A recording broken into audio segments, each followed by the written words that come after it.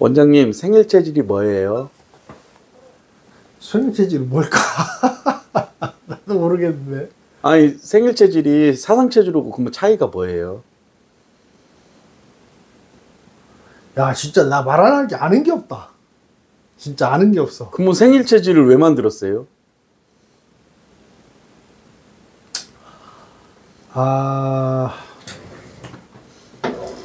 이게 이제 얘기를 하려면 길은 거야.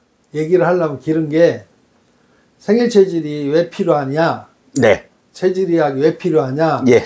그건 이제 개인의 특성을 진료에 반영하기 위해서는 이제 체질의학이라는 틀이 필요하게 된 거지.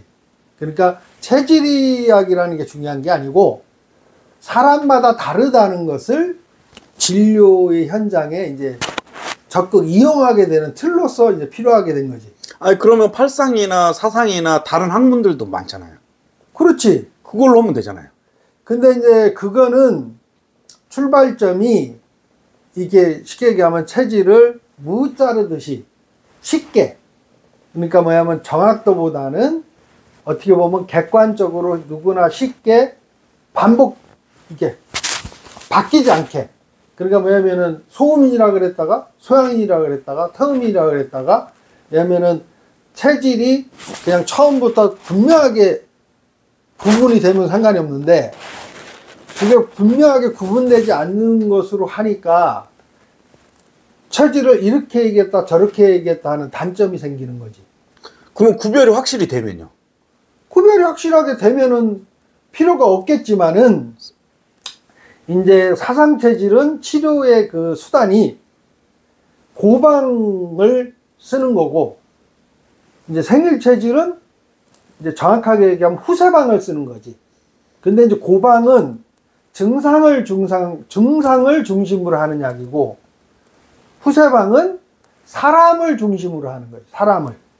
그래서 이제 뭐냐면은 체질의학을 만든 것까지는 좋았는데 그 치료 수단이 증상을 위주로 하는 약을 쓰다 보니까 체질은 체질로 나눴지만은 증을 증상으로 사람을 파악하게 되는 거지. 그러니까 이게 증과 그 사람이라는 것이 뭐가 다르냐면은 증은 질병을 중심으로 생각하는 거고, 그 사람의 그 어떤 상태라는 것은 사람의 그 어떤 중요한 생명 활동, 쉽게 얘기하면 이제 식사 활동을 잘하는지, 뭐 수면 활동을 잘하는지, 호흡 활동을 잘하는지, 뭐 순환 활동을 잘하는지, 배설 활동을 잘하는지, 해독 활동을 잘하는지, 면역 활동을 잘하는지 하는 그 기본 인체 대사의 중요한 활동을 중심으로 보는 게 이제 후세방적 관점인데, 그거를 이용해서 했어야 되는데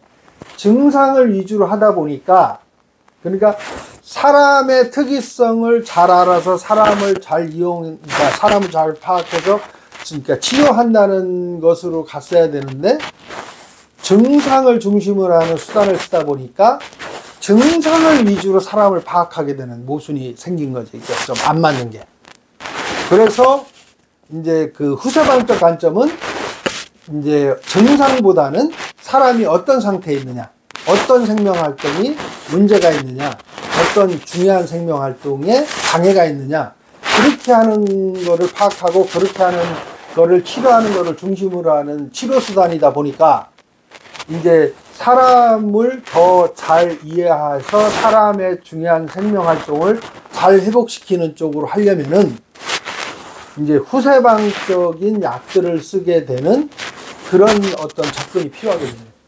아 그러면 생일 체질을 잘 모르는 사람들이 생일 체질이 그 태양 에너지와 생일 체질 그 연관성을 간단하게 좀 얘기 좀 해줘요, 형님.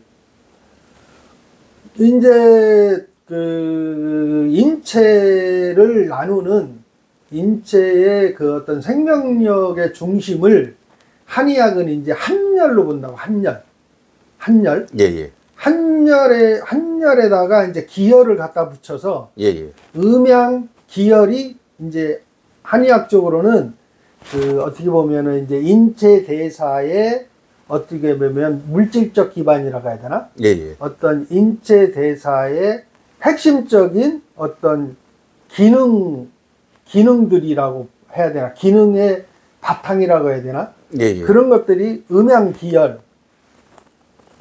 예. 그 한열 기열, 이거로 이제 이용하게 되는 거죠. 그러니까 뭐냐면은, 잠을 못 자게 되면은, 잠을 못 자게 되는 것이 음양 기열로 어떤 문제가 있기 때문에 잠을 못 자게 되고, 그 음양 기열을 어떻게 조절하는 것으로서 잠을 자게 하는가, 이렇게 접근하는 게 이제 한의학의 기본 이제 예. 치료법이기 예. 때문에, 그거를 찾으려면은, 예.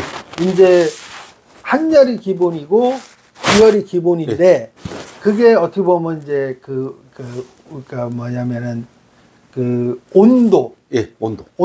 예. 온도가 중심이 되고, 예. 기열은 이제 습도하고도 관련이 있는데, 예.